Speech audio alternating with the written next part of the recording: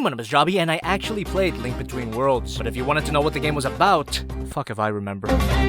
The Legend of Zelda Breath of the Wild is a video game that I want to play, but I can't because I don't have a Switch. I should have pre-ordered when I had the chance. But Link Between Worlds is a game for the Nintendo 3DS that is really good. And here's my copy of the game just to prove that I'm not a dirty liar. This game is a successor to Link to the Past, which is a Zelda game that came out in the early 90s. And I like Link to the Past, but I never completed it, and it didn't quite hook me as it did many other people. But Link Between Worlds is a great time from start to finish. But as I said before, I can't remember most of the story details. But in the long run, does it really matter? Well, the existence of the Hyrule Historia says it does matter, you fucking degenerate. But I do remember that this game gave us the character of, spoiler, Hilda, or as I like to call her, Hot Zelda. Wait a minute. Zelda.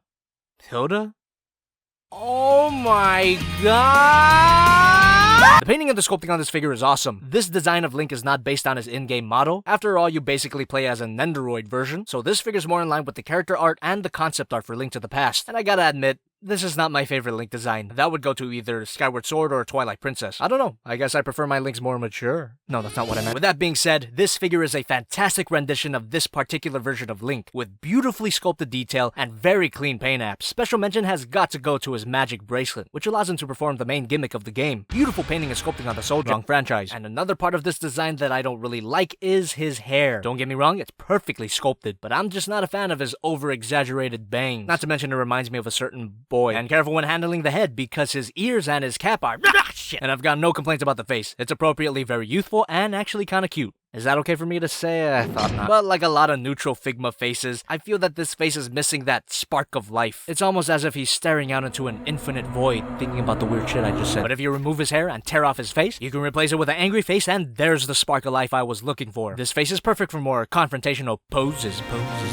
Wait a minute, he's got more accessories I need to talk about. In addition to his fists, you get a pair of open hands and a pair of grabby hands. And to switch out the hands, you simply unplug it and replace it with the hand of your choice. If only it were that easy. I don't know if this is some kind of defect, but for some reason, his left hand always stays attached to the peg. That can get really annoying if you want to switch hands on the fly, but it's not terrible, just mildly inconvenient when I'm trying to film a review on the quick, goddammit. And his grabby hand allows him to hold the Master Sword. What a beautiful piece of action figure sculpting. And of course, you have to be careful because, and it's very important he hold it with his left hand. You Zelda fans know what I'm talking about. As for his right grabby hand,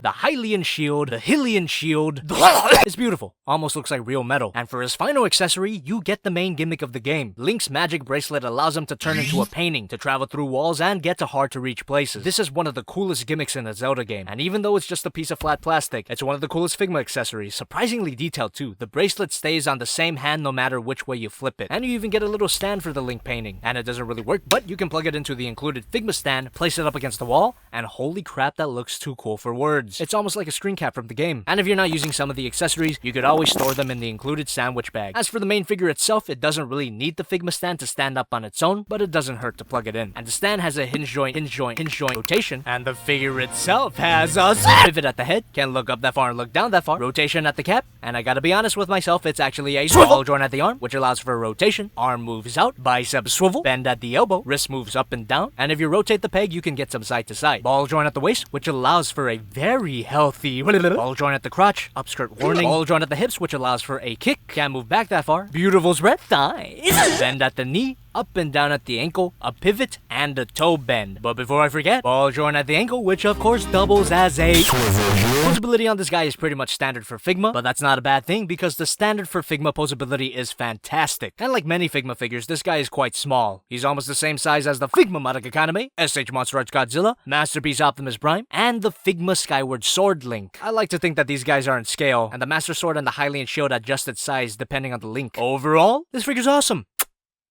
Again, this is not my favorite design of Link, but if you did like this design, you will love this figure. And some of you might feel a little iffy about the lack of accessories, but luckily for you, there is a version with more accessories, but it does cost a little extra. So if you only care about the necessary accessories, say that 5 times fast, this figure is a pretty good deal. And on the subject of another Figma figure, the Figma Saitama giveaway will be ending really soon. I wish you all the best of luck. And I don't want to get too sappy, but thank you for sticking with me. Your like, comment, and subscribe is the best birthday present that I could ask for. And yes, a few days ago was my birthday, so if you're watching this right now, I'm probably suffering from a massive hangover. So when I see the comments of this video, I hope to see some nice things to ease the tension. For swivel's sake, never change.